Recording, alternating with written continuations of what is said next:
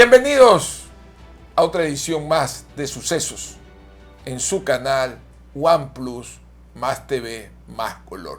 Los saluda Ramón Sonnenholster en esta hermosa mañana. Queremos hoy, bajo el relato latinoamericano, enmarcarnos en lo sucedido este domingo que pasó el domingo 19 de diciembre. Esta gran triunfo del izquierdista Boric frente al conservador Kast, y al mismo tiempo este cambio de la estructura de formas de populismo en América Latina de izquierda a derecha. Este mapa que hoy apunta hacia populismos de izquierda y en alguna forma a conservadurismos populistas como el que el actual presidente de la República del Ecuador, Guillermo Lasso Mendoza, estaba desarrollando. Para ello hemos invitado a un estudioso y analista de los temas internacionales, César Febres Cordero Loyola, a quien le doy la bienvenida. César, buenos días. Muchas gracias, don Ramón. Buenos días a usted y a los que nos ven aquí por OnePlus. Bueno, ¿qué lectura le da al triunfo exitoso de Boric en Chile?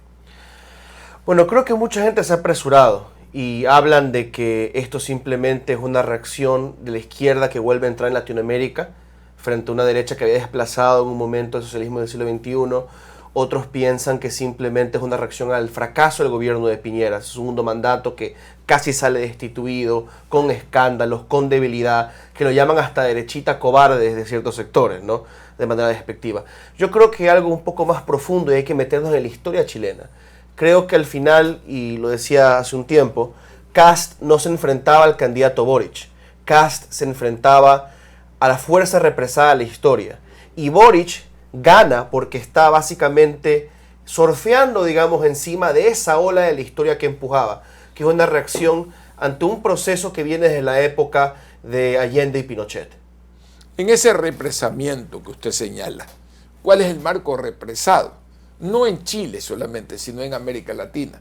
Porque siempre hay en América Latina una justificación para volver a un cambio, a una transformación donde los actores de la izquierda dicen ser el pueblo.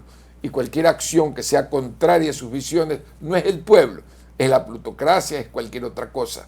¿A qué se deben esas reacciones que no cambian en el panorama en la mayoría de los países latinoamericanos, que no alcanzan una madurez para poder hacer las reformas necesarias para hacer una evolución al estilo europeo? Es decir, ir balanceando dialécticamente las ideas de izquierda con la derecha. Yo creo que hay tres puntos ahí que observar. Empezamos por lo último. Lo primero, Chile tal vez sea el que esté más cerca de eso. Miren cómo Kast rápidamente le felicitó a Boric, se reunió con él, tuvo la llamada con Piñera, respetó la institucionalidad política en su derrota. Eso es una madurez que a veces no vemos en otros países latinoamericanos. Incluso cuando conceden, lo conceden con una ira, tratan de impugnar las elecciones, no hay confianza en nada. En Chile hubo confianza. Y eso los acerca un poco más a la madurez europea. Lo segundo, retrocediendo más hacia por qué el populismo. Yo creo que el populismo es derecha e izquierda. Y miren cómo los dos abarcan esta visión. Este espectro. Este espectro. Se centra, me voy a basar un poco en los teóricos cómo escriben el populismo. Populismo habla de un líder que rescata a las masas, las pone en contra de las élites, las define como un pueblo separado de un enemigo y proclama una crisis.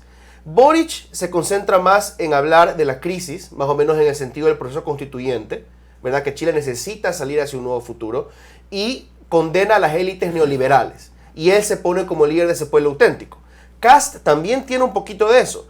Él habla de la crisis como reacción a un proceso constituyente en sus protestas, en su violencia, que lo llama como un ataque a Chile, y se ve como representante del verdadero pueblo chileno que es responsable, que no quiere destruir. Entonces los dos enmarcan un poquito un rescate del pueblo, pero Boric más porque también ataca a una élite que él dibuja. Finalmente yo creo que el proceso chileno va a sobrevivir un poco el populismo, pero no sé qué tanto pueda sobrevivir la fuerza que hay detrás de la constituyente. Los independientes que están ahí, por más que sean de izquierda, le van a dar muchos líos a Boric, que al final representa los partidos. Usted ha hablado de la institucionalidad que tiene Chile, tener la capacidad, como lo hicieron ya en otras derrotas y éxitos Piñera o la misma izquierda en su momento cuando ganó la derecha. Sin embargo, hay un elemento que no sucede en Chile. No ganó la institucionalidad, ganó la izquierda fracturada, los movilizantes estudiantiles. Y ahí me viene una pregunta recordándome la primavera francesa del 68. Queremos el cambio, pero no sabemos para qué. ¿No está Chile guiado por un líder de 35 años en esa situación? La ruptura y pateando el juguete de la política, diciendo tendrá la capacidad de articular dentro de Chile un proyecto realmente consolidado en sus formas de ideas e ideologías. Más allá de la formalidad de qué movimientos no estaban en la coalición de Boric, Boric viene de un proceso de primarias en que derrota a Jadwe del Partido Comunista, en el que va abrazado por partidos, en una segunda vuelta que la Concertación lo apoya. Es un proceso distinto a lo que vimos con tantos independientes y seguimos viendo con independientes en la constituyente, en la convención constituyente chilena. Entonces, en cierta medida, ese espíritu del 68 difuso, más lo vemos en esa asamblea, en esa convención, que en el gobierno de Boric. Hay que ver cómo Boric navega el ataque de una derecha que va a estar en oposición, pero también de una oposición que puede salirle desde la izquierda si no lo sabe manejar con inteligencia. ¿Cree usted que los enemigos que podría tener esta Boric sería en la misma izquierda que podría estar celosa del éxito de Boric? No solo celosa, sino encontrada. Miren que hasta los propios radicales de la constituyente ya han recibido ciertos ataques de la izquierda, que van muy lento, que no van lo suficientemente lejos. Imagínense un hombre que ahora tiene que abarcar un gobierno institucionalizado, con la separación de poderes, con tensiones políticas, donde tiene que negociar, tiene que pactar no es mala palabra, ¿verdad? Va a enfrentarse con unos ánimos populares que tal vez estén todavía muy caldeados de la izquierda y que lo podrían complicar bastante. Ahora, desde esta fenomenología propia del cono sur, de ese país tan querido como Chile, analicemos al vecino. Al vecino y le cambio el chip, pero integradamente. ¿Cómo ve el futuro de una Argentina que pasó de un gobierno de derecha también populista y que al final, como siempre, he sostenido peronista, porque obedecía los mismos códigos culturales de los 70 años del proceso peronista, que tiene 70, 73 años que tiene el proceso peronista, y la realidad que estoy viendo económica, totalmente fracturada? ¿Cuál puede ser las salidas que tiene la convulsionada Argentina? Es muy complicado porque Argentina vive también a la sombra de una figura histórica. Vive a la sombra de Perón, que por supuesto no es tan parecido a Pinochet, que entra con dictadura. Perón era un presidente autoritario que también tuvo sus procesos dictatoriales, pero no es lo mismo. Pero ambos tienen ese parecido, no pueden escapar a la sombra de su pasado. No puede escapar Argentina también a su propia dictadura militar. No puede escapar al fracaso también, creo yo, histórico de Argentina, que hace 100 años se veía a su Buenos Aires como el París del Sur, que era un país que se industrializaba, que progresaba rápidamente, que tenía un nivel de migración europea, de europeos con una formación y una capacidad tal vez mayor a los que a veces iban, por ejemplo, a Estados Unidos. Eso podemos hacer una comparación sociológica de los italianos que migraban a Nueva York versus Buenos Aires. Y de esa gran prosperidad argentina, caer a un proceso de golpes, crisis económicas, devaluaciones, choques y contrachoques, que han llevado a Argentina a un estancamiento. Y creo que esa nostalgia los complica.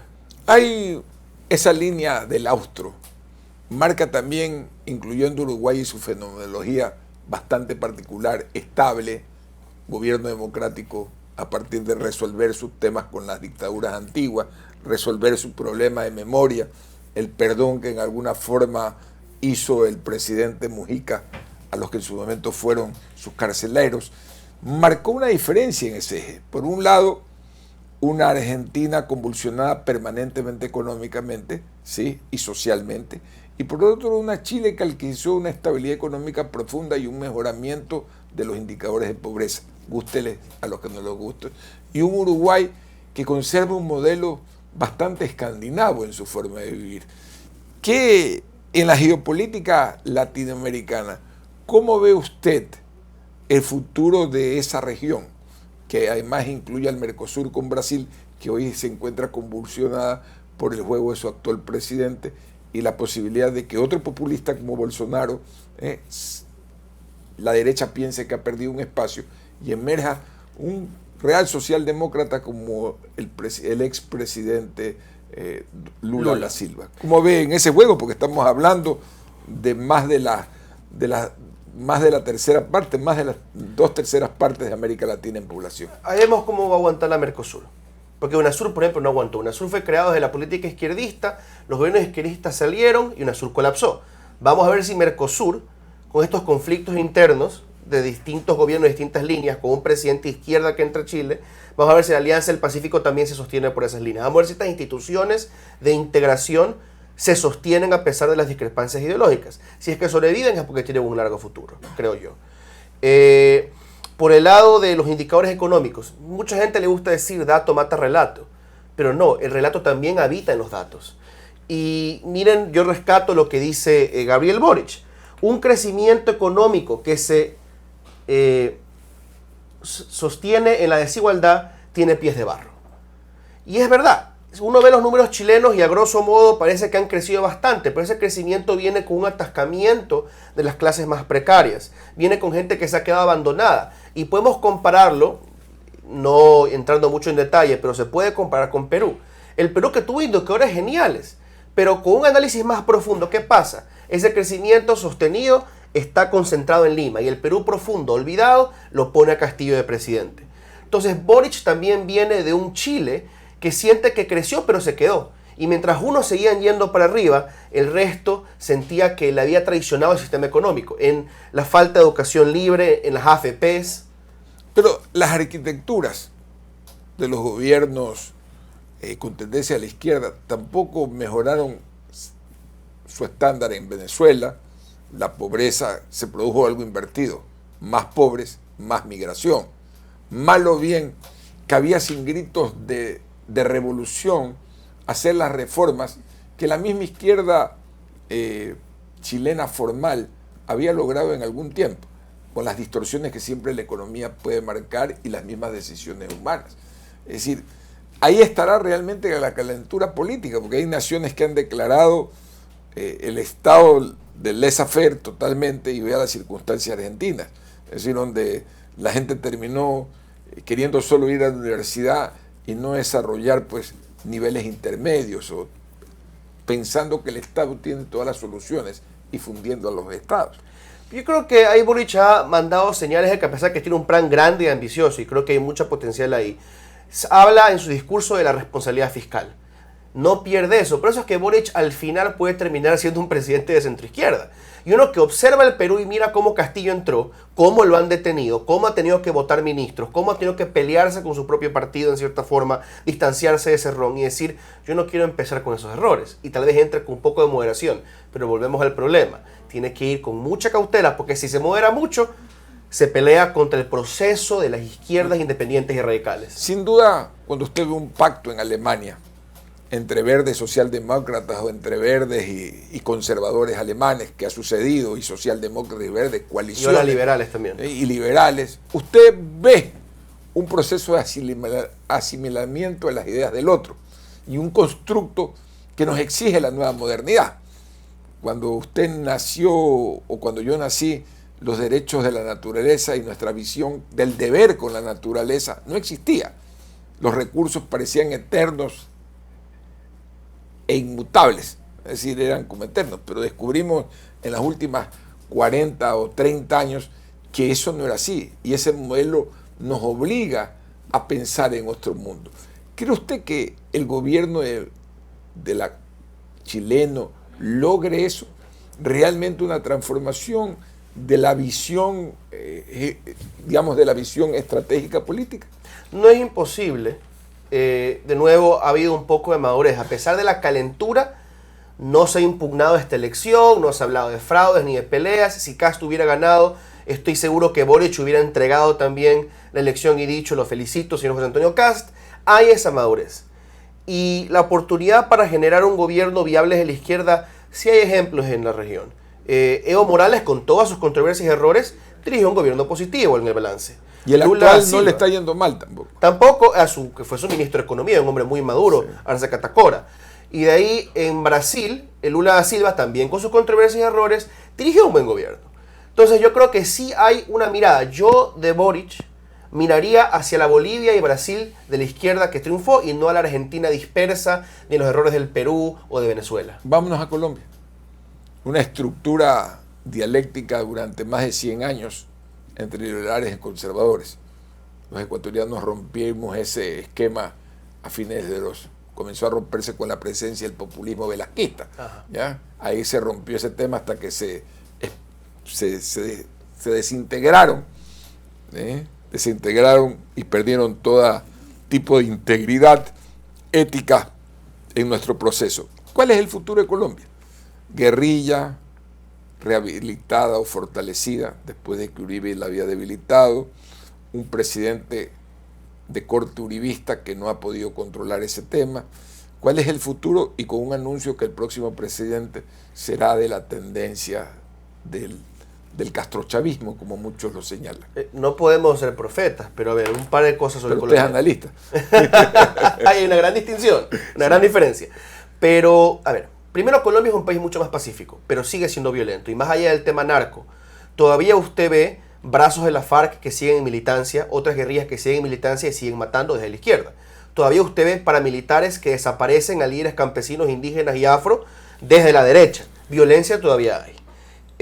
Por otro lado, hay que ver que tal vez se puedan aprovechar del discurso antisistema. Usted ve el Congreso, las dos cámaras colombianas ahora, y la presencia de la izquierda socialista del siglo XXI es débil, muy débil. Pero su fuerza en las encuestas tal vez sea más alta. Y eso les puede dar la capacidad de desbordar en las urnas y decir, ellos están gobernando, ellos tienen el control, nosotros somos la alternativa. El discurso antisistema tiene una capacidad, una potencialidad ahorita que la pueden aprovechar en Colombia, pero creo que todavía es temprano para saber qué puede pasar. Al final, la izquierda históricamente no ha triunfado realmente en Colombia, más allá de Samper, y Samper es un fenómeno limitado. Podríamos corregir que después de tantos años de historia en América Latina, el debate político de centro, izquierda, derecha, gravita fundamentalmente en visiones mesiánicas, es decir, un mecenas que nos va a salvar, o el Mesías, proféticas, el Salvador que va a aparecer de la izquierda. ¿Cuándo cree usted, y usted es un hombre joven y siempre conversamos este tema, América Latina se podrá encauzar en la real institucionalidad política? Porque gravitamos sobre esa excepción, a excepción de países como Uruguay, que tienen una institucionalidad política más clara, la misma Costa Rica. Toda América Latina está atravesada, bueno, México tiene algo más, por este tipo de rupturas mesiánicas y de mecenas. Hay creo que tres problemas aquí, o tres sectores que fracasan y que no nos permiten madurar. Primero, la ciudadanía, tenemos que hacernos responsables. El ciudadano que va y se quiere meter a la política pierde un proceso interno, sea tan legítimo o no, y se quiere ir con su lista a otro partido, ¿verdad? No aguanta la institucionalidad partidista, la poca que hay. Un ciudadano va y vende la firma a veces por un plato de comida. En su desesperación a veces es entendible, pero nos prestamos incluso los que no tienen esa necesidad para vender por un regalo la firma para aprobar un movimiento. Como ciudadanos vamos y también buscamos como solución al candidato caudillo. Luego están los líderes políticos, que también son mezquinos. No pueden haber más de una figura líder en un partido porque se empiezan a pelear, se quieren sacar la cabeza. No permiten que haya distintas corrientes dentro de un solo movimiento. Y tercero, desde los propios legisladores, que tampoco le dan una solución efectiva todavía al sistema de partidos ecuatoriano, no lo han modernizado de la manera adecuada y las soluciones que han puesto recientemente no se acoplan a la realidad del Ecuador. Uno tiene que a veces reportar donaciones en un país que no hay cultura de donación y que todos se hacen bajo la mesa para donar un proceso electoral. Hay un ánimo de tratar de resolver las cosas, pero no encuentran el camino todavía. Quedo muy agradecido, o quedamos muy agradecidos, este canal, OnePlus, más color, más televisión, con la presencia del analista César Febres Cordero Loyola, que resumió con claridad la problemática latinoamericana. Ojalá, desde mi punto de vista, abandonemos esa visión de que vendrá un palabrero, un Mesías a solucionarnos un problema, o un hombre muy rico que jamás va a robar. Y no sigamos atrapados en esos discursos que no nos hacen a nosotros mismos responsables. Hasta el próximo encuentro en Sucesos.